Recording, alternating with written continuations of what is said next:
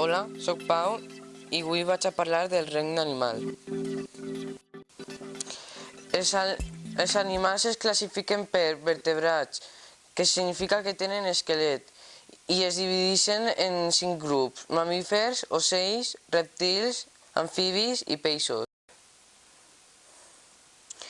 Els invertebrats significa que no tenen esquelet i estan dividits per 4 grups: els insectes, aràcnids, crustacis i miràpodes. Ara vaig a parlar dels ocells. Els ocells tenen plomes i són ovípars, neixen dels ous. Tenen bec i ales, però hi ha que tenen ales i no volen, com el pollastre. Respiren per els pulmons. Els mamífers tenen pèl, tenen reproducció sexual i són vivípars. Neixen del ventre de la mare. La majoria són terrestres.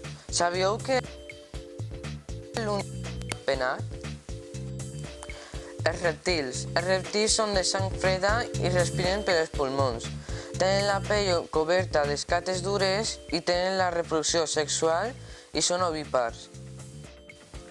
Els amfibis viuen a prop de l'aigua, tenen la pell nua i respiren per els pulmons i a través de la pell. Tenen una membrana entre els dits que els permet nadar. Tenen reproducció sexual i són ovípars i fan la metamorfosi. Els peixos viuen dins de l'aigua, al mar i als llacs i tenen la pell recoberta d'escates superposades. Respiren per les brànquies i retenen l'oxigen dissolt en l'aigua quan les travessa. Tenen reproducció sexual i són ovípars. Els invertebrats es divideixen en 4 grups. Jo n'he explicat en 2. Els artròpodes. El seu cos està protegit per una pell dura. Es divideixen en 3 parts. Hi ha d'aquàtics i respiren per brànquies. Hi ha de terrestres i respiren per tràquees. Tenen reproducció sexual. Els insectes. El seu cos està dividit en cap, tòrax i abdomen. Tenen 6 potes, 2 antenes, 2 ales i volen. Són animals terrestres.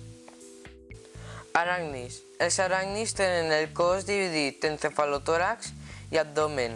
Estan dotats de 2 antenes, cefalotòrax, abdomen i potes.